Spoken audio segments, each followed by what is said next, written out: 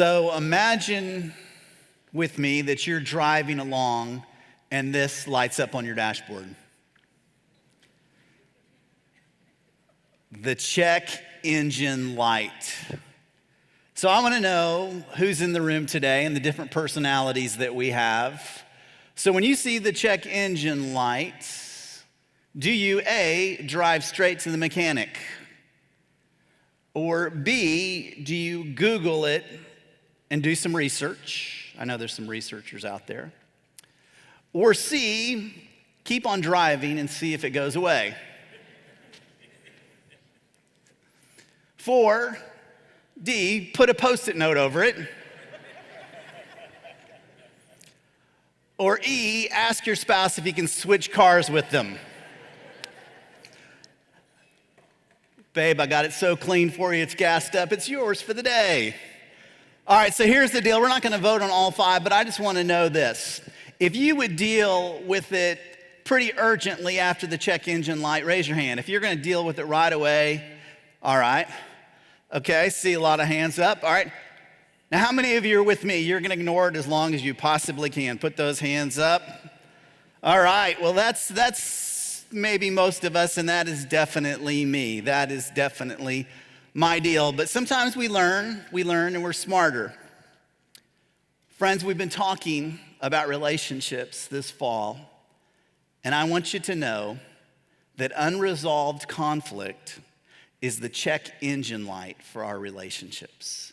When we have unresolved conflict, that is like the check engine light, and there's really only way to handle that check engine light, and that is to deal with it honestly and with urgency. When the Apostle Paul was in Ephesus, and he heard that the church in Corinth that he had planted, that he so dearly loved, was dealing with all kind of divisions, they were experiencing all kind of conflict and not resolving it, he treated it like it was something super serious. He was so passionate, and the Lord had led him, and that's why he wrote the book of 1 Corinthians. He wrote a letter to them and said, you've got to deal with the divisions within this church. Because what happens? Divisions, factions, they're contagious, aren't they? We see it in our world today. It just starts in a little bit and it just spreads. But he said, we've got to take care of these divisions. And his answer for the divisions they were experiencing was the powerful word to love. He echoed the words of Jesus Christ. He said, this is a commandment I give to you, that you would love one another. And so he has written this letter, and in chapter number 13, we call it the love chapter that Ali read to us. We see the power of love. First of all, we have to understand love's source. Before love is something we do, love is someone we must know in Jesus Christ. When we know him, when we receive love from him, then we give it away. We receive it and then we give it away. And in those first 3 verses, he describes the importance of loving one another. In fact, he says this, he says, you can look at everything in life, but without love, it equals nothing. You can do the greatest accomplishments that you could ever imagine. You could have all kind of success. You could stack up all kind of treasures, but if love is not part of it, it's nothing. He says you can even give everything you have away. You can even give your life away, but if love is not part of it, it equals nothing. He simply says it that the greatest of these is love. The command for you and me, my brothers and my sisters, my family, is that God has called us through his power, through his Spirit, to be incredible at giving his love away. The greatest thing we can do, the top line on any of our resumes, is that we would love well in Jesus' name. And the kind of love he's talking about, it's not just a romantic love, it's not just a friendship love, but it's agape love. Agape is such a powerful word. It means God's supernatural, sacrificial, unconditional love. It's supernatural, it's from him. It's sacrificial. How do we know how much he loves us? Jesus gave his life on the cross for us.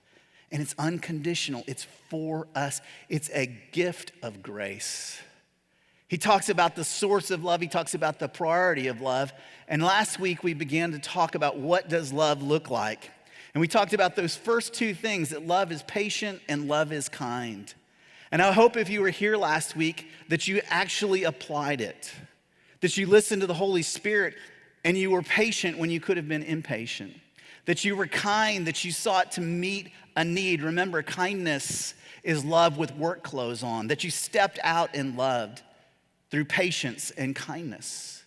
But what we're going to look at today is taking love in a different direction. We're going to look at what love is not. So let's just review. Let's read verses 4-6 together.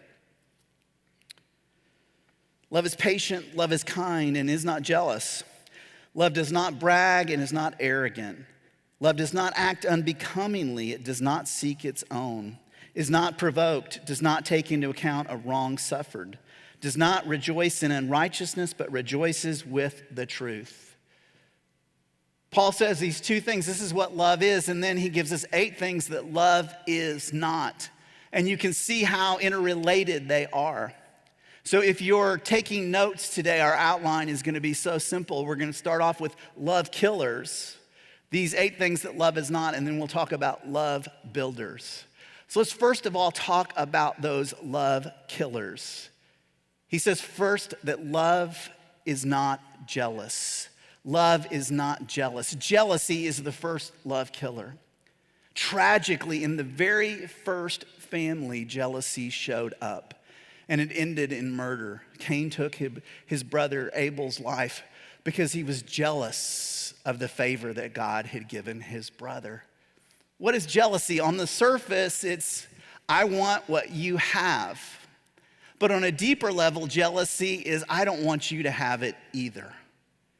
Jealousy can be very internal. Sometimes there's a smile on our face when we're at work with people, but in our heart we think, why are they getting that? Why are they experiencing that blessing? Or why are they experiencing that promotion? And in our heart, it just stirs it up. What did Shakespeare call jealousy, envy? He called it the green-eyed monster. The actual translation means to burn with envy. Love is not jealous. Second killer is bragging and arrogance. Love does not brag. Love is not arrogant. It's an attitude and then it's an action. When we're arrogant, that's our attitude. I'm all that. I have what you need. Then how do we demonstrate it? We demonstrate it by bragging. And the word actually means to brag, means to be a windbag. It means to puff up like a windbag. That's what bragging is. And so sometime if you just happen to be showing off a little bit, I hope you get a little check from the Spirit going, man, I'm being a windbag right now. I'm being a windbag. Now here's the difference. For some people, we tend more toward envy and jealousy, internal. Some of us tend to be a little bit more arrogant. It's external. I have a friend who reminds me to be humble a lot of the times. And he'll say this old slogan. He'll say, enough about me. Let's talk about you. What do you think about me? Some people have a need to prove themselves. But we all know it, right? We all know that when you see a braggart in action, which is never us, it's always them. When you see a braggart in action, it's not building love, is it? It's killing love. Oh, friends, let's get a little personal now. The next 2 love killer combo is irritability and rudeness. Irritability, having a short fuse, being sensitive, and it demonstrates itself in rudeness. Now, some people sort of walk through life just pretty tense, right? You can be around some people and they're an anxious presence. They're easily irritable. And then when it comes out, when it spews out on you, a lot of times it comes out as rudeness. Paul says, don't act unbecomingly. That's what rudeness is. And depending on the circumstance, different things can lead us to go there. I remember when we were on vacation this summer, we had a prescription that we needed called in. And so we called it in to a pharmacy in a mountain town, and it was one of those pharmacy grocery store combos. And so I think we checked around lunchtime that they had actually gotten it, and they said it'd be ready about 4 o'clock. And so I thought strategically, you know what, I'm gonna give them even an extra hour. And so I showed up at 5 and we needed some groceries. So I just went and I went grocery shopping. And then after that, I went to check on my prescription. Now, all of you shoppers know that is such a rookie move. Because now I have a basket and I realize I'm not the only one who needs to get a prescription filled. There's a long line of people. And so I'm in line, I've got my full grocery cart. And I'm watching the girl who's working the counter. It was just her and the pharmacist in the background. And you know how it is when you're on vacation, they don't have your insurance information. And so everybody was in the same boat I was. They were having to show her their insurance card. She was having to look it up. She was getting confused. She was getting frustrated. She'd call the pharmacist over. He was getting frustrated with her. And then everybody in line was getting pretty frustrated. And so I'm standing there in line. Remember, I'm on a vacation, just completely chill. But you know, you deserve vacation, don't you? When you're on vacation, it means no problems. All that stuff, it stays home, you're on vacation. And I watched my watch, and 5 minutes became 10 minutes, and 10 minutes became 20 minutes. And I'm sitting there, and you know, you're barely moving along. And I could just see her frustration and what was going on. And she kept looking at that computer screen and tapping it. And I was about ready to go over there and offer to help out. I'll give the stuff out. Hey, what's your name? Here you go. Anyway, by the time I got to her place, I was so ready. And she looked up our name and she said, "Oh, I'm so sorry, your prescription's not filled yet. You're going to have to come back in an hour. But you can go shopping if you want to." Like, I've got a cart full. All I could do in that moment, I was so irritated and I was rude. I was just, you told me it would be done. It should have been done. You know what I'm talking about. Y'all, I had such an opportunity to bless her because every person she waited on that day was late and long and frustrated. I had such an opportunity to bless her, but I didn't. I was just rude, indifferent, and I walked out of there, and I was so glad she had no idea what I did for a living.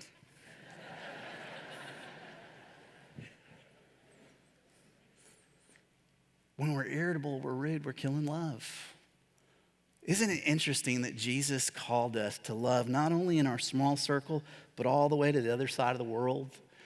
You know, we're never off the clock. We're never on vacation. Vacation doesn't mean a vacation from loving people. Wow, what an opportunity I had. What's next? What's the next love killer? Me first. Me first. We know that. We've heard Paul say it. We've shared these verses over the last couple weeks. You've done it in Bible study. What's the command? We consider one another more important than ourselves. Anytime our needs go first, anytime we're first in line, anytime we're putting what we want in front of someone else's, then we're going to kill love. If you walk into your house, guys, after work, or ladies, when you come home, and you have the attitude like, hey, I just have to have me time. Give me me time. And me time extends all kind of time. What are you doing? You're saying, I need to take care of me before I serve you. Now, hear me say this. There's reality. There's balance to life. But you've got to know in your heart, am I for you or am I for me? And it's important. It's an important question to ask. What's next? He says, don't take into account a wrong suffered. That means don't keep score. Friends, is that supernaturally powerful or not? Is that an amazing command? Because doesn't it come so natural in your flesh to keep score? That means when someone offends you, when someone bothers you, that you don't keep score. When you do something good for someone you love, you don't keep score and say, oh, look at who I am. Instead, you serve, you serve, you serve. You forgive, you forgive, you forgive. You don't keep score. And we know keeping score is a love killer. In fact, listen to this from the book of Job. Job chapter 5. Resentment, keeping score, kills a fool, and envy slays the simple. Love killers. And then finally, rejoicing when others fail. The final love killer is rejoicing when others fail. That means that someone maybe even that you're jealous of, maybe someone that you got passed over and they got the blessing, they got the reward, and you see them stumble and fall, that you don't rejoice in it, that you don't rejoice in the bad news of other people. But we live in a world right now that is just rejoicing in the bad news of people, rejoicing in the failure of people. That is not who we are called to be. We are called to be dramatically different from that. He says, you don't rejoice in unrighteousness, but you rejoice in the truth. That's who God has called us to be. He's saying these are love killers. This is what love is not. But I imagine that all of us are prone to one of these love killers, maybe more than another. So let's talk about this. This is vital. If we want to talk about how to grow in the Lord's love well, we're going to have to do some work. We're going to have to ask God to search our heart and ask this important question. What's the root under the rotten fruit? If this is rotten fruit, if these are love killers, what's the root? What's underneath that? Why do we go there? The first root is no Christ. Without having a relationship with Christ, you are not going to have agape in your life. If you don't know Jesus Christ, you are not going to have agape in your life. That's why it's so vital. It's so vital that you know the Lord, that you place your trust in him. As I talk to couples sometimes, whether they're establishing their relationship or whether they're struggling in life, or if I talk to a student, I want to make sure that you know Jesus Christ, because when you know him, he changes everything. You want to say, hey, I want to love better. Well, you need to know the source of love. You need to come to know him. So you need to see, what's the root? Do I have a relationship with Christ? Because if you do, agape will be present. The fruit of the Spirit will be available to you. But for Christians, for those who know Jesus Christ, we are still commanded to walk in the Spirit and not walk in the flesh. The fruit of the Spirit, first fruit, is love. Supernatural love is available to us. We first receive it, and then we give it away. But we can choose, even as Christians who are going to heaven, your forever is guaranteed. You can still choose to live by your own strength, can you not? And if you seek to live by your own strength, your love is going to fail. My love is going to fail. Your patience, my patience is going to run out. When we walk in the flesh, we're going to be irritable. You may hold it off for a while, but it's eventually going to come out. What's the root behind, underneath that rotten fruit? Not knowing the Lord or not walking in his power. But then there's another reason. I think even as Christians, sometimes we seek to love in a selfish way because we doubt the power of God's love. See, if we really trust that God has got us, if we really trust that he has our best, even when our circumstances are so tough, if we trust his love, then we are going to have the courage and the freedom to love sacrificially. But if we don't trust his love, we are going to seek love on our own terms. We are going to love selfishly. Does that make sense? Do you know what I'm talking about? When you trust him, wherever he calls you, whatever situation you're in, you can trust that he's working. A lack of trust is that bitter root. A lack of trust. Another reason that's so common is fear. I'm afraid I'm going to be taken advantage of. Or I'm going to be afraid that I'm going to love this way, and I'm not going to be respected, or I'm not going to be appreciated for the way I love, and I'm not going to get what I need. We can be fearful, and then we take love into our own hands, our own way, and it just never works. It never works. God has called us to love his way and his way only. This past week, I was talking to a friend of mine, and he was telling me that he had shared some stories about his dad. His dad was a Christ follower, certainly not a perfect dad, but his dad loved Jesus and wanted to love his kids in his name. And he said, I was telling stories about my dad, and even though my dad's been in heaven for 12 years, he said, I found myself choked up. He said, I found myself choked up, just struggling not to cry. because I love my dad so much. He so appreciated the way his father had loved him. And that was so inspirational to me, and I hope it is to you, that God has called us to love. And when we love people well, we will bless them. We will bless them. And so wherever you live, if you are single, living by yourself, my prayer is that the close friends that you have around you, you guys will love each other with agape. Those of you who are married, those of your parents, that you would love in your home so well by Jesus' love, with Jesus' love, that when you love in that way, that people would say, I'm different because there is a security that comes from the love that I've received. I see that it's God's love in me. Friends, we can do all kind of things in this life, but if we don't have love, we're missing it. If we fail at love, we're failing at what's most important, because the Lord says, I am just a well, an unending well of love that you can receive and give away. But if you shut off the well, if you ignore the well, if you ignore these generous blessing of his love, we're gonna struggle. Why would we wanna struggle when he promises his amazing love? So he says, this is what kills love. But then in verse 7, he says, this is what builds love. Let's look at what builds love. Love bears all things, believes all things, hopes all things, endures all things. First, 4 ways that love is built. Love is built because it bears all things. Remember, this is agape, God's love. What that word bears means is to protect. It means to cover. It's the picture of a child and a parent out on the playground together. And suddenly a storm comes, hail comes. And what does a good parent do? A good parent steps over their child, leans over them and covers them and says, I will take the pain, I will take the hurt because I'm protecting you. That's what love does when love bears. We protect one another. It's the way that Jesus loved that woman who was caught in adultery. When those Pharisees showed up, and you know those Pharisees, they were filled with all kind of knowledge, but they were love killers. They were always about their pride. They were envious. They were jealous of Jesus. They were arrogant about what they knew. And they drugged this woman in front of Jesus who'd been caught in sin. They didn't drag the man, they just drug her. And basically, okay, Jesus, let's stone her, let's put her to death. But what Jesus did in that moment was he protected her. He protected her. He said, let him who has no sin cast the first stone.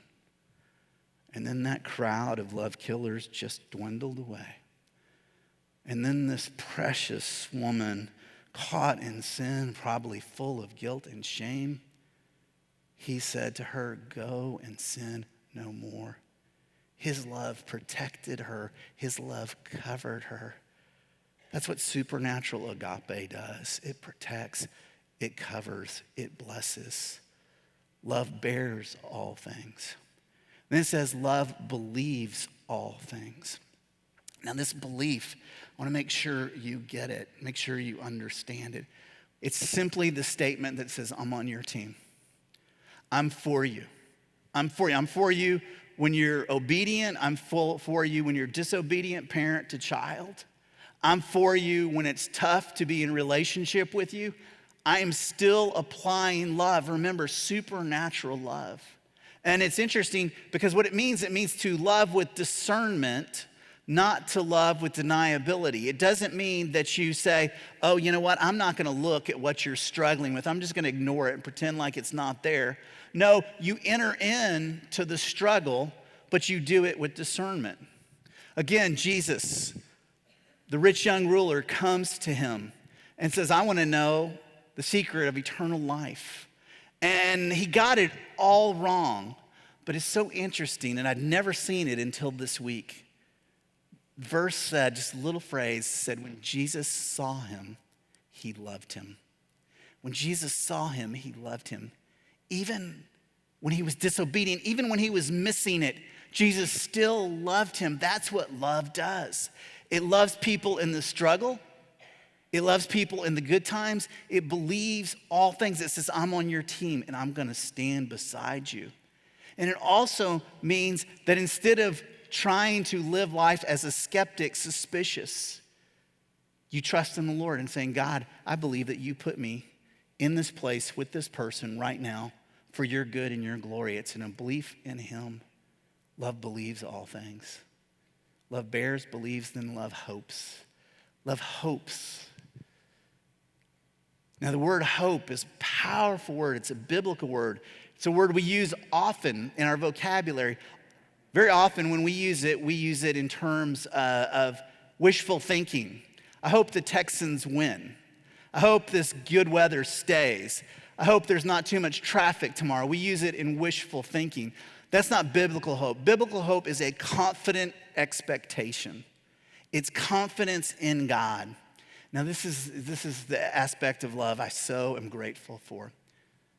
To have a hopeful love means to say, God, I hope, my hope for this other person is in you. None of us can be kind enough, even though we're going to be kind. None of us can be patient enough. But God, we trust you with this person. It is a hopeful love. It's the kind of love that the Father showed the prodigal. When the prodigal son came home from the far country, it says in Luke 15, when the son was still a long way off, the Father ran to him. Why did the Father see him? Because the Father was on the porch. Because he had a hopeful love. He had a hopeful love for rescue. And what I want to tell you today, that as you seek to love people who are not walking with the Lord, or you seek to love people who are in a bad place in life, don't ever give up hope in the Lord. Because he is always at work. Because he is a God that took a man named Saul who was persecuting and killing Christians, and he made him Paul, the very man we're reading from today. He is the God that parts the waters. He is the God that brings the dead to life. He is that kind of God. We don't ever give up hope. Our hope is not in the person. Our hope is in the Lord doing work, his miraculous work. And one of the blessings of being around here a long time is I've seen so many prodigals come home. I've seen so many prodigals come home to Jesus.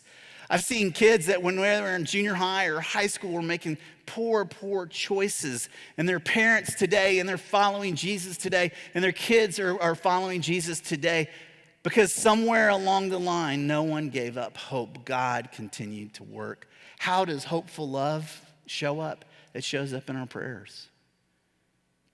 God, I trust you. I don't trust me, but God, I trust you. Love bears all things, it believes all things, it hopes all things, and then it endures all things.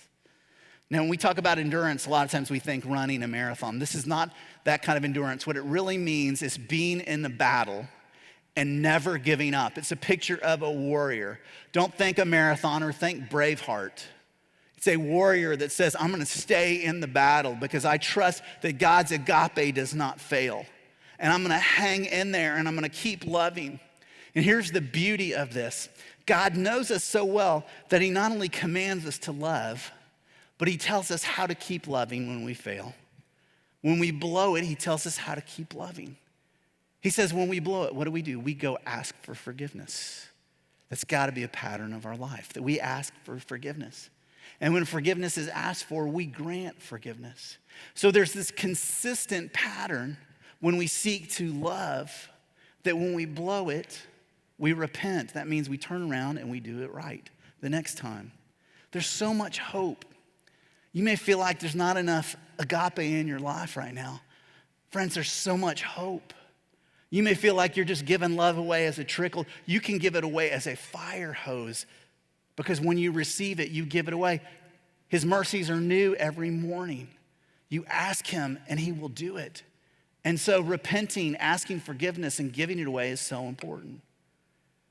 Parents, I want to tell you one of the best things you can do in loving your kids is when you blow it, you address it with them. You ask for their forgiveness. Mom was angry. She was irritable. She didn't need to be. Dad was angry. Dad was selfish. Please forgive me. Because if they don't learn it from you, where are they going to learn it? We certainly don't live in a world that demonstrates that. Jesus has called us to love one another, and we can do it so well in him.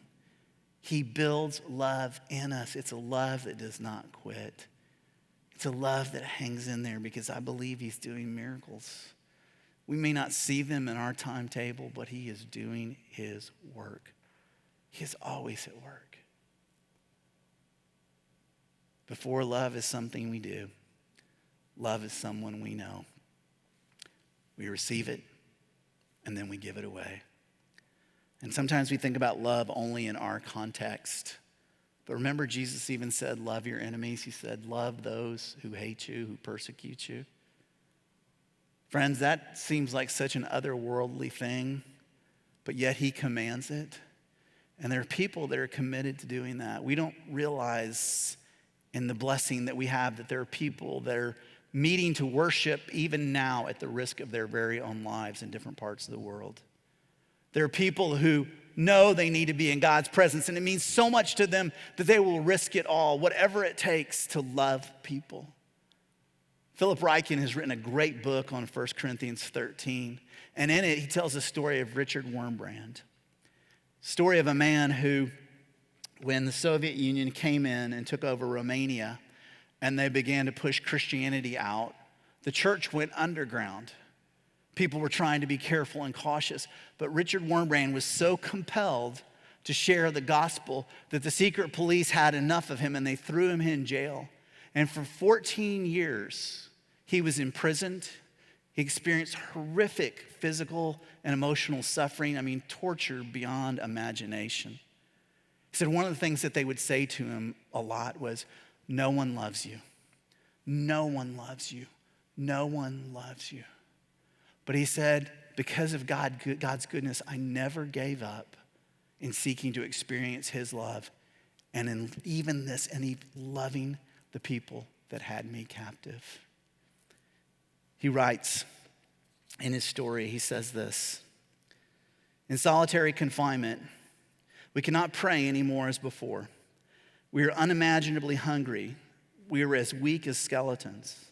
The Lord's Prayer was much too long for us. We could not concentrate enough to say it. My only prayer, repeated again and again, was, Jesus, I love thee. Jesus, I love thee.